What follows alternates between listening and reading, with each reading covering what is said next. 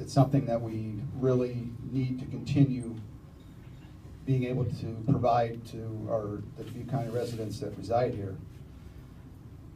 Now for the reality check.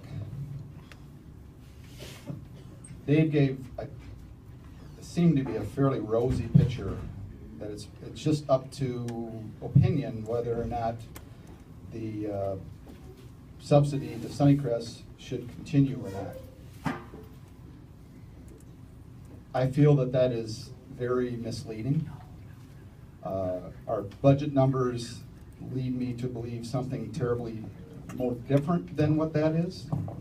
And I'm going to go through some numbers, and I realize that this is might be hard for people to follow without having the numbers in front of them.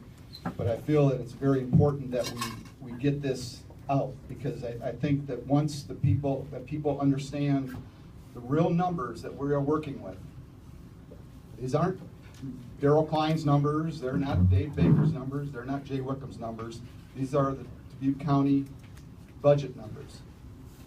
They're not up for dispute. You can make your own conclusions later if you want to, but this is my conclusion.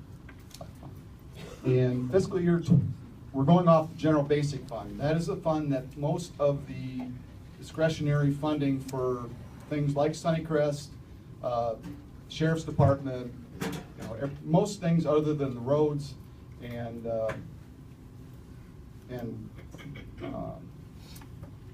the benefit packages for the non-road employees and non-Sunnycrest employees come out of. So this is the fund that we work with, and this is the fund that Sunnycrest gets funded from. And this is it. This is all we have. It's $3.5 per thousand is what we are allowed to tax by state law for this fund. That's it, folks. We're there. We've been there. And we have an ending balance every year. At least we're supposed to, so that we can continue in the new fiscal year until we get some more tax revenue in, which typically starts coming in October. So we have to have a certain amount of dollars left at the end of the fiscal year to get us to October to be able to write paychecks and things along those lines. Just regular business items. It's just the way things have to be. In fiscal year, the end of fiscal year 12, we had $5.7 million. Fiscal year 13, we had $4.9 million. Fiscal year 14, we had $5.6 million. Fiscal year 15, we had $8.4 million. Fiscal year 16, we had $4.1 million. Projected the end of 17, we're projecting 3.9, almost $4 million.